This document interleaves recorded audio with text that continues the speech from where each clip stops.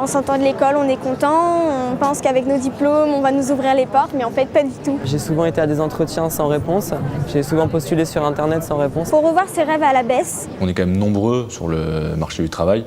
Il y a certains postes qui sont très intéressants, mais il y a peu de place. On va tous trouver, c'est parce qu'il faut juste un peu de temps. On va pas se mentir, premier métier qui me vient à la main, je vais le prendre. Je vais prendre l'entreprise qui voudra bien de moi.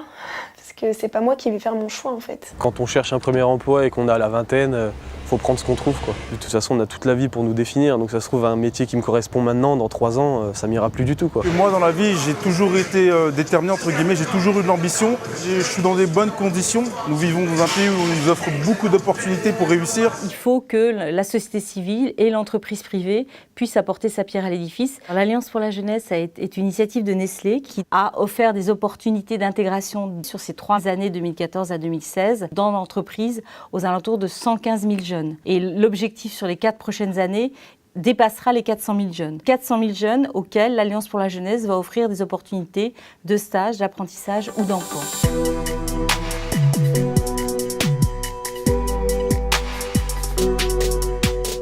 Il y a plein d'initiatives en fait, on ne les connaît pas, mais il y en a plein qui nous aident soit dans notre choix d'orientation, soit dans notre technique de recherche d'emploi. Le Lab RH, c'est une initiative qui a été lancée il y a un peu moins de 2 ans de ça. On est 400 startups de l'innovation RH. Ce sont des gens qui essaient de réparer le monde à travers l'innovation. Parmi ces startups, il y en a plus de 100 qui innovent dans le domaine du recrutement et qui peuvent donc potentiellement aider les jeunes à trouver un premier emploi. On a fait un calcul et on s'est rendu compte au niveau du Lab RH que si on assemble la formation initiale, la formation continue et la réinsertion, ça coûte à peu près 200 milliards chaque année.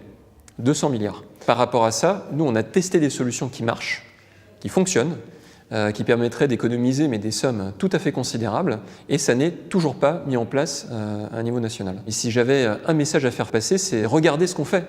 C'est-à-dire là, il y a des gens formidables qui sont capables de réinventer complètement les politiques publiques de l'emploi, donc venez voir ce qu'on fait.